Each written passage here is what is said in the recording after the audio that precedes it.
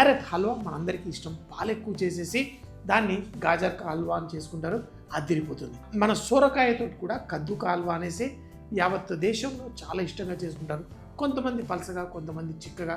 అయితే బర్ఫీ కాకుండా, హల్వా కాకుండా, ఇటు పాయసం కాకుండా హల్వా పాయసం మధ్యలో చేసుకునే ఈ స్వీట్కి ఫస్ట్ నేను నెయ్యి వేసి మనం సొరకాయ క్యారెట్ రెండింటిని వేయించేసుకుందాం. మనం నెయ్యి వేసుకొని ఈ నెయ్యిలో మనం వీటిని చక్కగా వేయించుకోవడం కోసం. అయితే చాలామంది ఫాస్ట్గా అవడం కోసము ఇలా గ్రేట్ చేసుకున్న తర్వాత దాంట్లో ఉన్న నీరు తీసేస్తారు. కానీ నీరు తీయకపోతే కొంచెం ఎక్కువ టైం పడుతుంది. ఇంకొకటి మనం చూడండి ఇలా వేసేసుకొని ఈ నీళ్లు ఇవన్నీ వెళ్ళేదాకా కుక్ చేసుకోవాలి. అదే కనుక నీళ్లు పిండేస్తే మనకి కొంచెం ఈజీగా ఉంటుంది. కానీ నేను నీళ్లు పిండకుండానే ఈ విధంగా ఆ సొరకాయని వేసేసి కుక్ చేస్తున్నాను. సో అందుకని చెప్పేసి ఇలా చేసేటప్పుడు దాని మూతి ఏదైతే గిన్నె పెద్దగా ఉంటుందో అది పెట్టుకుంటే మీకు కుకింగ్ ఈజీగా ఉంటుంది. ఇప్పుడు ఈ సొరకాయలోని తేమ అంతా కొంచెం తగ్గిన తరువాత ఇందులో క్యారెట్లో కూడా తేమ వస్తుంది, కానీ సొరకాయలో మరీ ఎక్కువ వస్తుంది. అందుకని చెప్పేసి ఫస్ట్ సొరకాయని వేయించుకున్నాను. అది మనకి బాయిల్ అయినట్టు కాకుండా వేగినట్టు అయిన తరువాతే నేను ఈ క్యారెట్ కూడా వేసి దీన్ని కూడా వేయించేసుకోవాలి. సో ఇప్పుడు చూడండి మనం వీటన్నిటిని వేయించుకున్నాము. ఇప్పుడు సగ్గు బియ్యాన్ని కూడా ఇందులో వేసుకుందాం. నీళ్ళల్లో నానబెట్టి పెట్టుకున్నాను, కానీ ఈ ఎక్స్ట్రా వాటర్ వద్దు నాకు. ఎందుకంటే ఏదన్నా మనం స్వీట్ చేసేటప్పుడు పాలు వేసి చేసుకుంటే మజా ఉంటుంది. ఇప్పుడు ఇలా మన సగ్గు బియ్యాన్ని కూడా ఇలా పైన వేసేయండి.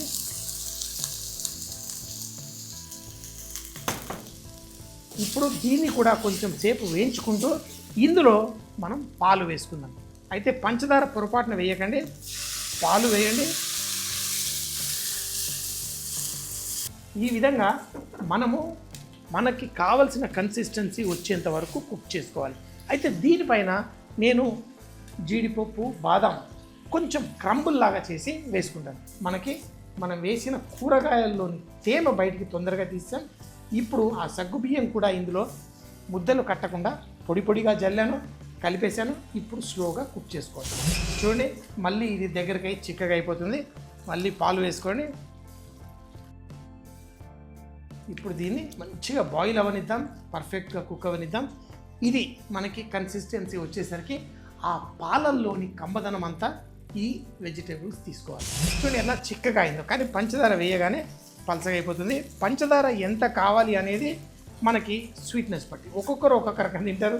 నేనేమో కొంచెం పెద్ద తీపి నూరు నాది, అంటే కొంచెం పంచదార ఎక్కువ వేస్తే బాగా ఎంజాయ్ చేస్తాను. ఇలా పాలు ఎక్కువ వేసుకున్నప్పుడు మనకి ఆ టేస్ట్కి పంచదార కొంచెం తక్కువ ఉన్నా భలే కమ్మగా ఉంటుంది. సో ఈ పాలు అన్నీ ఫస్ట్ ఒకసారి ఇది కలిసిన తర్వాత టేస్ట్ చూసి తర్వాత వేసుకుందాం. క్యారెట్ కానీ ఇందులో ఉన్న సొరకాయ కానీ పర్ఫెక్ట్గా కుక్ అయింది. ఇంకా నేను వేయించేటప్పుడు ఆ సొరకాయని, క్యారెట్ని కొంచెం లైట్గా, అంటే మన ఉల్లిపాయలు లైట్ కలర్ వస్తుంటే ఎట్లా అలా లైట్గా కొంచెం కుక్ చేశాను. దానివల్ల కూడా ఒక మంచి స్వీట్ ఫ్లేవర్ వచ్చేస్తుంది.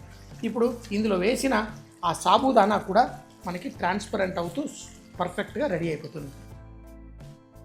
మనము పంచదార వేసే ముందు మన సాబుదానా కుక్ అవ్వాలి. అప్పుడు మనకి ఆ సాబుదానా సాఫ్ట్ ఉంటుంది.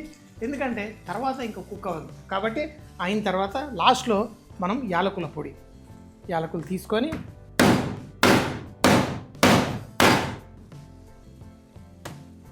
దంచి యాలకులు వేసేసి ఇది స్లో మంటలో దీన్ని మనం పక్కన పెట్టేసుకుందాం. ఇప్పుడు కలుపుతూ ఆ కావాల్సిన కన్సిస్టెన్సీ వచ్చేస్తుంది. నాకు కొంచెం ఆ చిక్కగా కావాలన్నాను కదా, అది వచ్చేస్తుంది. ఇప్పుడు దీనికి కావాల్సిన ఆ క్రంబులు కూడా తయారు చేసి మనం వడ్డించుకుందాం. సో స్టవ్ కట్టేసి ఇది తీసి పక్కన పెట్టేసుకుందాం. మనం ఇప్పుడు ఒక చిక్కీలా చేసుకొని దాన్ని ఆ క్రంచీ బయట తినే ముందు వేసుకుంటే బాగుంటుంది. ఇది బటర్ స్కాచ్ అని అలా మనకి ఐస్ క్రీమ్లలో ఉంటుంది. ఈరోజు మనం చేసే హల్వాలో కూడా ఆ క్రంచ్ తీసుకురావడం కోసం. సో ఇది చేయడం చాలా ఈజీ. మనం చిక్కీ చేసుకోవాలి అంటే పంచదార కరగడానికి మనకి చూడండి ఇందులో వెయ్యగానే సైడ్స్ నుంచి కరిగిపోతుంది. కానీ ఇది మాడకూడదు. ఇక్కడ నీళ్లు పోసినట్టే కరిగిపోతుంది. మనం చిక్కీ అలా చేసేటప్పుడు ఓ సగం చెంచాడు మనం నీళ్లు కూడా పోసుకుంటాం. అలా పోసుకోవాలంటే కూడా చేసుకోవచ్చు. కానీ ఇప్పుడు చూడండి మనకి సైడ్లలో కలర్ వచ్చేస్తుంది. అలా కలర్ వస్తున్నప్పుడు దాన్ని స్లోగా మధ్యలోకి కలిపేసుకోండి. ఇలా స్లోగా దాంట్లోనే తిప్పుతూ ఆ పంచదార మొత్తం కరిగిపోవాలి. అంతా కరిగిపోయిన తర్వాత ఇప్పుడు స్టవ్ కట్టేస్తాను. ఎందుకంటే మరీ ఎక్కువ వేడి ఉందనుకోండి ఇది నల్లగా అయిపోతుంది. ఇప్పుడు చూడండి మంచిగా కరిగిపోయింది. చూడ్డానికి తేనెలా ఉంది, కానీ ఇది చల్లారిందంటే మన చిక్కీ తయారవుతుంది. చాలా జాగ్రత్తగా ఉండాలి, ఎందుకంటే ఇది చేయి మీద పడిందంటే మన స్కిన్ కాలిపోతుంది. ఇప్పుడు ఇందులో జీడిపప్పు వేసాను, అలాగే దీంట్లో బాదాం ముక్కలు కూడా వేస్తాను.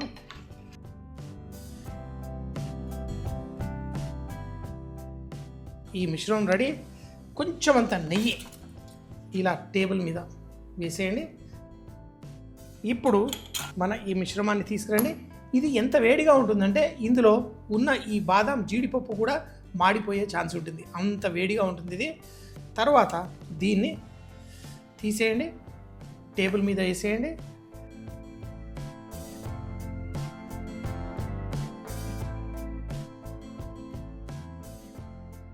చూడండి ఇట్లా ఈ క్రంచీ చిక్కీ జీడిపప్పుతోటి ఇలా కొట్టేశాను. ఇలా చేసి ఈ క్రంబుల్ ఏదైతే ఉందో దీన్ని వేసి మనం చేసుకుందాం. So sweet ready. స్వీట్ చూడండి పర్ఫెక్ట్.